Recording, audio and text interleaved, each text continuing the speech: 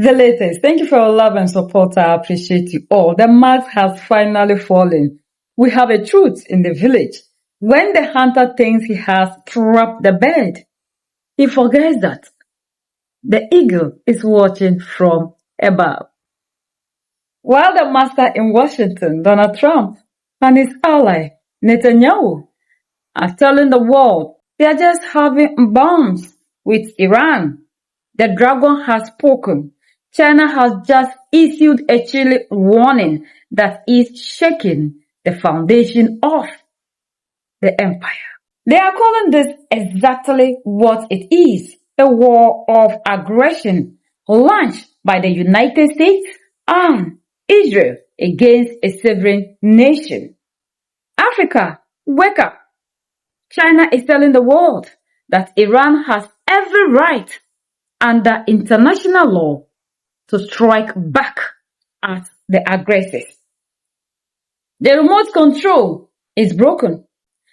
China is laying out. They are exposing the ultimate total disgrace. The United States was at negotiation table with Iran right up until the moment they pulled the trigger. They used diplomacy as a disguise for war. China is calling out the double standard of the master. How can you talk about peace while your bombers are already in the air? Constructive role right now when war has already broken out. And this war was not started by Iran. It is started by Israel coupled with the United States. So the United States and Israel are engaged in this war of aggression against Iran, violating Iran's sovereignty and territorial integrity.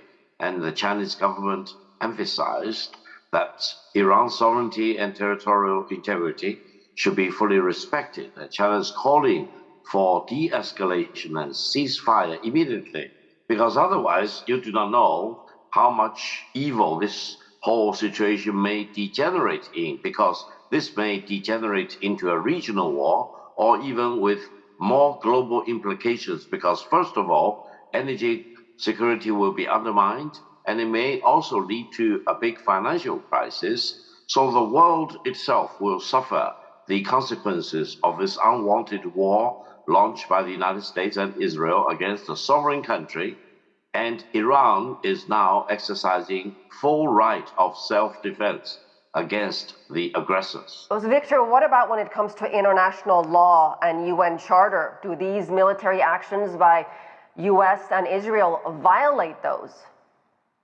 Absolutely. I think in this particular case, Israel committed act of aggression against Iran, and the United States aided and abetted Israel and joined in this act of aggression against Iran. By international law, there should be no doubt that Iran is under attack and is suffering the consequences of this aggression, and I think Iran has full justification to fight back. Now, several countries, including Prime Minister of Britain, said Iran has been attacking several other countries. It's because these countries host US military bases. And from these military bases, acts of aggression has been committed by the US troops and military facilities based in these countries. And I think by international law, Iran has full justification to strike back. But of crucial importance is what China is calling for: de-escalation and ceasefire, and go back to the negotiation table. It is truly a double standard for the United States to engage in negotiation all the time until the moment they struck at Iran. So I think this has destroyed and undermined the trust the United States need to possess as a major power. Yeah, you make a good point, because the last time Israel and United States hit Iran, they were also in the middle of negotiations back in June, with the Omanis playing the role of the mediators. And Oman's foreign minister gave a number of interviews, and he said he was optimistic that the two sides could work something out and avert a military crisis. Let me move on to the United Nations Security Council. What can we expect from the UNSC? What should we expect? And can they at this point really do anything. Victor, you know, there's a lot of people that say the UN has become rather irrelevant. They say a lot of things, but nothing really ever happens. Well, I think the United Nations Security Council need to come into an immediate emergency session right away to deliberate about this particular war of aggression against Iran.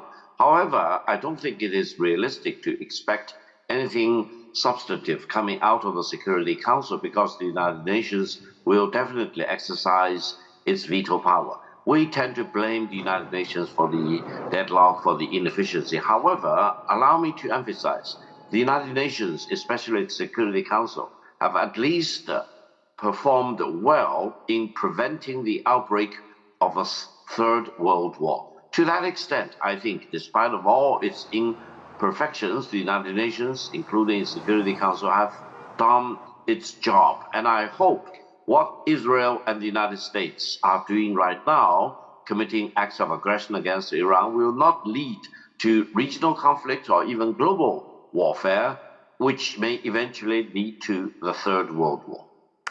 What damage was likely done to Iran's military and nuclear infrastructure back in June, Victor? You probably remember the Trump administration repeatedly told us Iran's nuclear program was obliterated. So my question to you is whether this time around, is it still about Iran's nuclear and military capabilities, or is it about something else?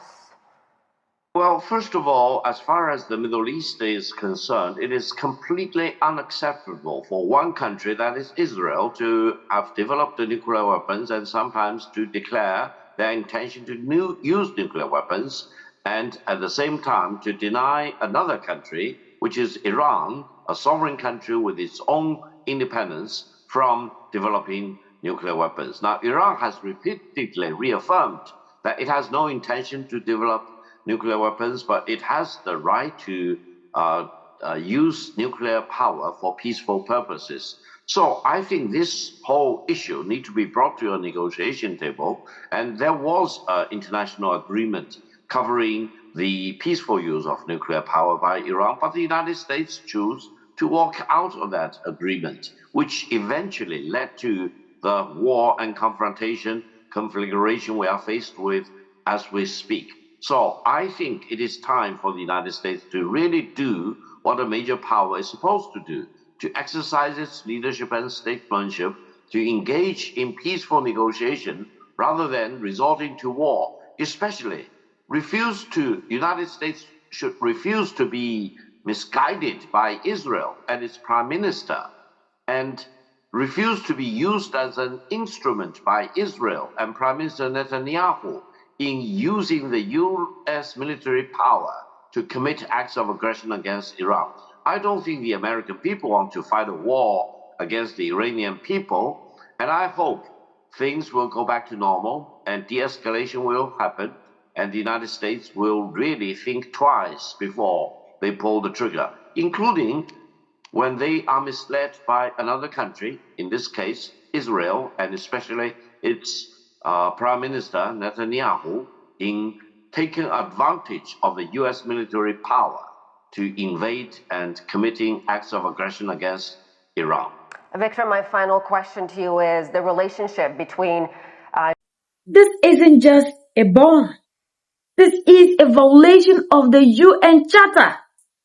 China is warning that if this unwanted war continues, it will degenerate into a global financial crisis and a third world war that will set the whole planet on fire. They are telling Trump, never lose patience with peace. But it seems the master is too eager to use war to solve problems that war can never fix. Look at how this hits home for us.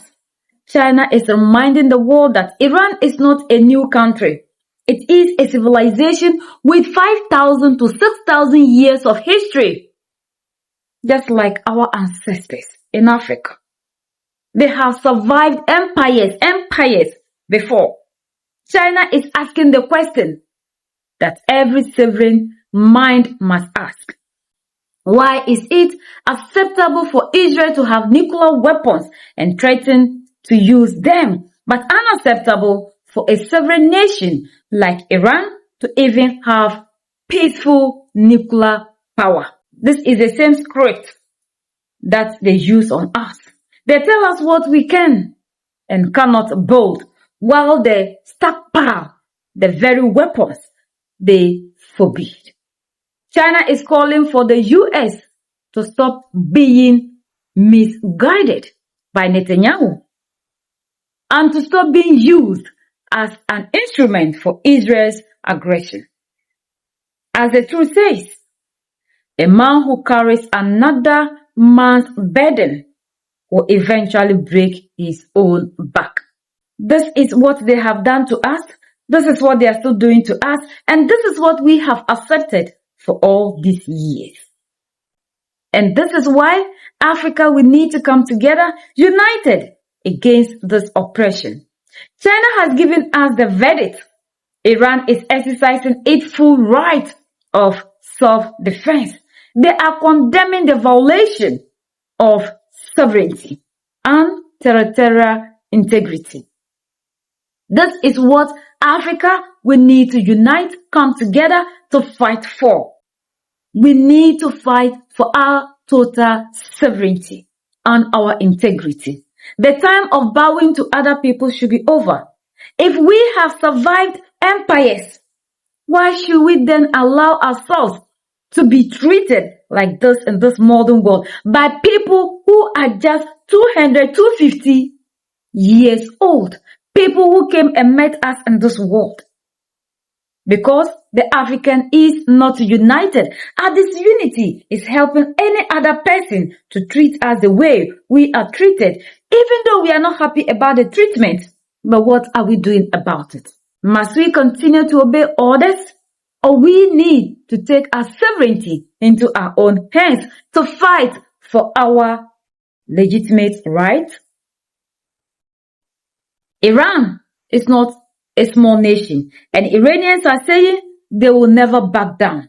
They will continue, and we all need to prepare. African leaders have started crying because we know that this is going to hit us all hard. But it's also going to teach us a lesson that at least we need to prepare ourselves for years ahead of ourselves, because we cannot only sit down and believe that the world will continue to be the same all the time. We are the only ones that can set ourselves free. United we stand, divided we fall, and united we keep standing forever and ever. The greatest enemy of the African is mental slavery. So let's decolonize ourselves from mental slavery. Let's keep sharing to educate our brothers and sisters. Together we'll make Africa great for ourselves and the next generations that are going to come. So that's the latest around the world. In China,